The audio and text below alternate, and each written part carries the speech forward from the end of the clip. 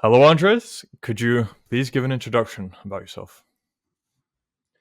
Hi, Rocas. Well, my name is Andres. I'm 25 years old. I'm from Honduras. I live in the US. I've been here for a little bit more than a year. And I started working in a cleaning business in back in March. After a month, I was like, "F this! I'm gonna start my own business." And I started. And 2 weeks after that, I decided to join Hustlers University to guide me in this entrepreneurial path, and the help has been massive. The results are fantastic, and I'm pretty happy with how this upward spiral is going. Okay, a very solid introduction. You say back in March, that would have been 2023, correct? Correct. Okay. And not long after you joined Hustlers University, so you've been in it for a year now? Yes, a year. Okay. And I think the best approach here would be, could you say, as much as you remember, from when you joined Hustlers University until now, how month by month, or again, as much as you remember, how you progressed through it, what lessons you learned, what lessons you implemented, how that led to helping your business, how that led to acquiring new clients, just in chronological order, what you remember. Right. So the very beginning, it started off with the mindset, right? So you may have a lot of tools available. We all have a lot of tools available. We have the internet, so we pretty much have all the knowledge in the world. But it's how you use it and how you approach it, what angle you take into each situation. So the first lessons I would say is just Andrew's podcasts, helping with mindset, helping on how to approach life and all that. And at the beginning, I was just very, very motivated. I was just unstoppable. I didn't really care that the odds were against me, but I was so committed and so decided that that gives you a lot of just confidence and people feel all that, right? And as I was earning a little bit more money with time, I was like, okay, I have to increment this. So I decided to join Hustles University, and the very first lessons were also about mindset. So I was like, okay, great. And with in my business, I have to do a lot of upselling. So there's a lot of sales involved. There's a lot of frame involved. And the next lessons in Hustlers University taught me how to position myself in the negotiation, and taught me how to make people interested in my services. Taught me how to not chase anything, not be needy. Taught me a lot of things on how to approach the business and how to build up the business around what resources I have available. So after that, I mean, it's pretty straightforward. The steps are pretty clear. The instructions are pretty clear. So I was like, okay, this is kind of easy. You just have to follow one, two, three, four steps. And at the beginning, it was hard. Of course, everything that's worth the while. It's hard. And but yeah, I mean, over time, all that compounded interest starts building up, and then you start getting momentum, and then you start feeling more confident about it, and then all of a sudden, everything's just kind of flowing. And I found myself last year. I found myself in a very comfortable situation because the business was already running pretty good, and the bills were getting paid, and everything was running fine. But the comfort made me kind of lazy, so I had to like reframe back again to the initial lessons, not be mediocre, not just settling for a little bit and going for more and more. So I had to make myself become uncomfortable with what I had. So now I'm looking at scaling the business. I'm trying to approach it in a different angle now. I'm not just trying to do everything myself. I'm delegating a bunch. I'm hiring people, and all this other that saves me time. So I'm also learning a lot of the value of time, because that allows me to focus on making more money and not just focusing on these little tasks to keep the business running. Hmm. Okay. When you said the comfort was making you lazy, did it feel like you achieved basically what you'd wanted to achieve from before, and then you were lacking purpose for a bit, or what was that? Right. So I'm from Honduras. Like our minimum salary is $450 a month, and the the first 3 months in my business, I was already making like 7,000. So it was money that I've never seen before. And I honestly didn't even knew how to manage it. I didn't knew what to do with it. So though there's a lot of lessons along the way, like, and I understood why people is not a lot of people are not ready for wealth because I was not ready for that money. And after some time, I was like, "Holy crap! I've made all this money, but where is it?" Right? So the lessons there, and in Hustles University also taught me like how to handle all that, how to allocate my resources in different places to make them more valuable in a way. And and yeah, since I never had that type of money before, I was like, and the fact that I was just kind of wasting it, I was yeah too comfortable, and because everything was running fine, and the competition is so lazy. That's so crazy. Like once you follow all the steps, you realize how easy it is to win. You realize how easy it is to reach that market gap, and how you can capitalize that. And after some time, after diligent effort, you get to this place where everything's working fine. And I mean, you don't even realize, like, after all that hard work, you all of a sudden you're like, oh, like everything's fine, right? But again, it's not the goal. Just having a kind of good income, and because it's not enough this time of age, it's just not enough to have a life worth living.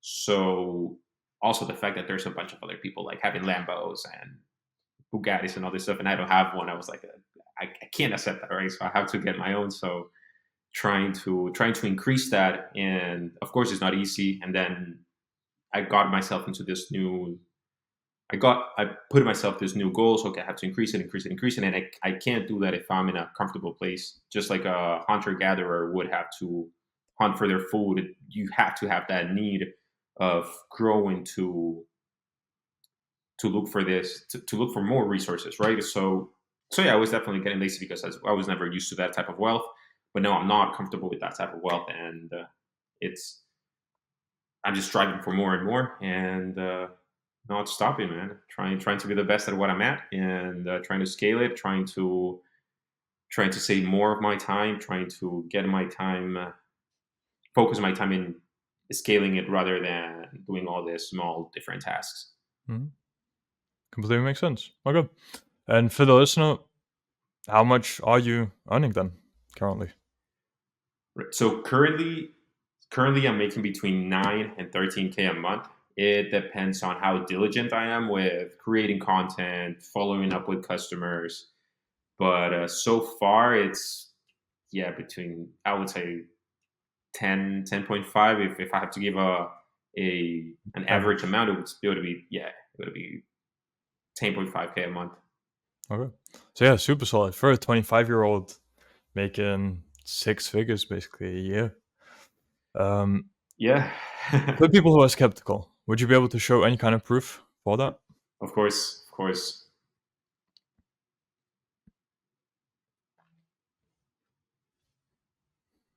All right, so I have some bank transfers there. Rotate a bit more towards camera. Couldn't quite see Okay, numbers. Yeah, okay. 1,800, let's see. 525. Okay, can see that. Yep. Yeah, and if you see the dates, that's all in one day. It's crazy, and it's not easy, man. Like I remember this day, I woke up at 3 a.m. in the morning because I had a lot of shit to do that day, Mhm. and I went to bed around 11 p.m. So that's 21-hour workday. So, bro, it's not easy. But again, once you start seeing these numbers, these type of earnings, you're just motivated to do it. Like, I mean, how else are you gonna do it, right? Like, you could be. I mean, if you want to rest, or if you want to just be chill, then you're not gonna earn this, bro. It's just a fact, and that's why once you get to this point, you realize why competition is so well. The rest of the people in competing, it's so weak because that weak mindset makes them not work as hard, and you can kind of outwork it. These are Mhm. more stripe transactions. I don't know if you can. Can't quite tell. Rotate a bit. Okay, there we go. Yep, 1,100, 500, 683. Yeah, can see it. Okay. Cool. So yeah, it's been pretty well. So it looks like you have payment coming through several different platforms, right? That's right, sir. Mhm. And a bit more on what do you actually do then for the business? What services do you offer? Right. It's a cleaning business here in the U.S. It's There's a lot of like hidden stuff on your house, so we pretty much sell a basic service that we're gonna go there and we're gonna perform this basic cleaning. But as we're performing the basic cleaning, we do a lot of inspections. We check walls, we check air ducts, we check for any potential fire hazards, and since builders here, construction workers here, they have very low time frames to build a house. They do a lot of shortcuts. So we find these shortcuts, we find these gaps that are actual hazards, and we inform the customers about this, and that's where the upselling comes from, right? Because you can sell a reparation or a replacement for 300 or for 1800. It depends on case and on how open the customer is, and if it makes sense also to sell it, because we're not trying to scam anyone. So it's a win-win. They get a safer home, and we get a profit, of course. And that's basically it. It's not rocket science, and that's pretty much it. Mhm. And when you mentioned delegating and outsourcing, what aspects of that does that involve or apply to? So right, so delegating would be, for example, taxes. We have a CPA because we have a bunch of transactions coming in. We have a lot of expenses going out as well. So 20, if you're working 20 hours a day, you're not going to be like on QuickBooks checking every $3 you spend on a juice. So I hired someone. It's just 200 a month, and the guy, it's really really nice. He keeps all the books in check, and I try to keep my business legal. Like, again, we're not trying to scam anyone. We're not trying to go out of our way and not pay our taxes or anything like that. And delegating also content creation. We're also delegating some marketing tasks, such as audience studies, such as what type of audience is reacting to a certain question, or what type of audience is reacting to a certain ad campaign, and what else are we delegating? That's pretty much it. That's the rest of the things I'm pretty much doing myself. And well, there's also some prospecting that it gets delegated, and some lead generation that also gets delegated. Mhm. And then are you the one sitting on calls with potential clients and selling your service, or is it more door to door thing? How does that work? Right. It's okay. So through social media ads, we we generate the leads. Once the leads are coming in, I get all the information and I call them myself. Mhm. That way, I don't outsource my sales skills to someone else. I don't. The one thing I don't delegate is my thinking ability, because that's where the most of the market gap is. That's where more of the most of the innovation comes from. So I don't delegate that. I keep all that work to myself. I think that's one of Mhm. the most important fields. So, and I don't want anyone else to steal my ideas. So yeah, that's something I do myself. Okay. Makes sense. And how do you plan on continuing to scale this and expand it? And what goals do you actually have for the future? Let's say in short term, medium term, long term. Right. So in the area I'm working at, there's a lot of upselling, but I'm trying to just upsell everything from the appointment call. I'm trying to set prices to services. That way, I don't have to delegate that to my future employees, because then you have to trust that these employees are not ripping you off, or that these employees are not lazy with their sales. because people are very hive mind. Or they're a lot of people. They're just workers, bro. They're just worker ants. They don't like to use their brain. They don't like to think. So because I have had employees before that do the manual work and upselling and all this, and they do not excel as much as I do. So I'm trying to leave that entirely to me, and that way I can send all these people to all different routes, different houses, different jobs, and they don't have to. They just have to do the manual work. And to scale it would, I mean, it's already pretty much automated. The leads are coming in automatically. I just have to call them and all. So I am teaching my younger brother to start. He's 16, but he's pretty smart. I'm teaching him how to do all this stuff so I can also focus on other things. And as I get more leads, I get more social proof. People like all that. We have a huge history of good jobs and good reputation over the city, which other companies do not. They are known to scam people, to rip off people, to have excessive, overpriced services. So that is where our market gap is. That's the advantage. That's what we're leveraging right now: our good reputation and our good prices and our good, honest work.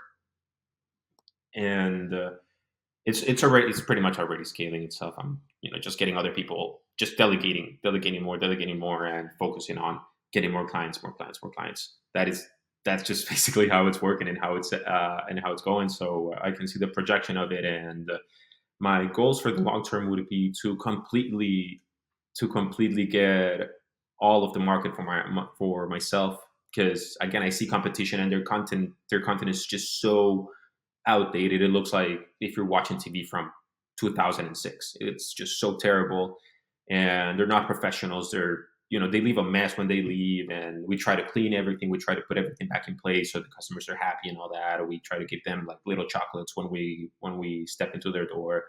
So like small things like that, it's what makes us way better. And little by little, we're gaining more territory over our city. So after the city is conquered, then we're going to go to the city next door and start all over again. And of course, with all of the social proof, it's just going to make it way easier. So like a carousel, once at the very start and you start pushing, it's going to be heavy and it's going to be hard. But as the momentum starts coming, you're just gonna it's just gonna be easier and easier. And all the lessons, all the experiences, because I've fucked up a bunch of times, bro. Like I have messed up heavily in the past, but learning from that feedback, well, learning from those mistakes, getting feedback, all that, and being aware of that, noting that, and making sure that you create systems to prevent those mistakes, or that is very important to have that image of perfection in a way, right? So so yeah, we're gonna go city by city. We're gonna build little by little, and be disciplined with the growth. Be disciplined with the content creation, with following up with customers, and not not resting that much, not slouching anything. Mhm. Okay, very solid. And I'm wondering, what do your parents think, or your family, about what you're doing and what you've achieved, considering where you're coming from or where you came from?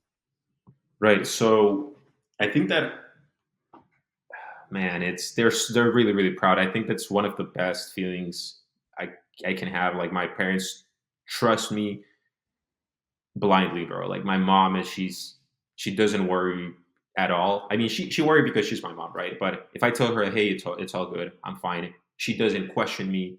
She just trusts me blindly. My siblings do too. My parents, my because I have a father and a stepfather. They're both very proud, and I'm helping them out back in Honduras, and it's just really nice, bro. And taking care of all these people, making sure that they're fine, and trying to build something for them and trying to provide for them. It feels really nice, honestly. Like I bought a car, and I now have two cars. But I mean, the excitement was just like for 30 seconds. I started it, and I started driving, and I was like, this is just driving another car. But truly giving them stuff and seeing them happy by the stuff that you give them, or the security you provide or whatever. It's what truly fulfills me. And I cannot accept that there's people having these great lives and I feel like they don't deserve it as much as my mom, for example. Like I want to retire her. I want to retire my sister. They both have had very hard lives, and I cannot accept them working their ass off, being stressed. And it's one of my goals to just give my family the best life they could possibly imagine, and also for myself have a good experience in this life. We only live once, so I wanna make it count. Hmm. Makes sense. And beautiful thing to hear. So Thank you. since this basically began from Hustlers University, what advice would you have to people who are unsure of joining because they're thinking for $50 they're going to get scammed? Bro, don't join. It's people like that. It's just the ones that are the workers, bro. And if you are, I mean, if you're truly trying to make it out in life, you're already in Hustlers University. Like, if you think that $50 is a lot or it's a risk, then then keep it. You know, and I mean, there's more than 200,000 people already here, and they're all making a bunch of money. We are on the Wins channel. I mean, we see these people making tons and tons of money. So, and there's actual proof. Like, I don't understand how you cannot trust this stuff, but it's. It's up to you, man, and that's the way it is. There's going to be losers, there's going to be winners, and I'm pretty happy that I'm on the winner side. I feel like a winner. I can see my path as a winning path, and if you want to have that lack mentality, it's that lacking mentality is just the life you're going to have. You're going to have a life of lacking. You're going to lack everywhere else. If you think that $50 a month is it's a lot, then it's bro, I'm making more than 10,000 a month. So I don't care about $50, bro. I spend way more than that, and I don't care because I make way more money than that. So it's just yeah, you have to try it out. But again, it's not about $50. It's about your mind, bro. It's you're either a winner or a loser. It's just the way you look at it. If you think that $50 is it's a lot, I mean, you're just not ready, bro. Hmm. Okay, a very fair answer. And now, for people who want to find out more about you or contact you, where can they do so? You can find me on Instagram. It's andres.mejia. And Mejia, it's with four A's at the end. And I do a bunch of push ups. I try to grow my social media because that's also another thing that it's really important. And yeah, you can find me there. If you send me a message, I'll check your profile. If you're just a bum that's asking dumb questions, I probably won't answer. But if if it's a profile worth looking, I'll of course of course take a look. And I'm sorry if I'm being arrogant, bro. I'm just being honest. Like I've worked with a bunch of people that are just bums and they're just a waste of time. So I'm not about to waste my time anymore. Completely fair. You have a business to run. I was just Yeah. scaling. All right. So, Andres, thank you for coming on and sharing your experience with how Hustlers University helped you and how your business operates, how you're scaling it. It was great to hear what you're doing for your parents, how proud they are of you, how your mom, as you said, blindly trusts you. That's one of the greatest things you can have from your parents. So great to hear your progress. Can potentially do a follow up if you'll want in future as well as you continue scaling this. Can do a follow up in 3 months onwards, whenever, just to get everything documented. And yeah, it was great speaking to you, and I wish you all the best. Yeah. Thank you very much, sir. Thank you very much for your time. And yeah, it's nice speaking to you too.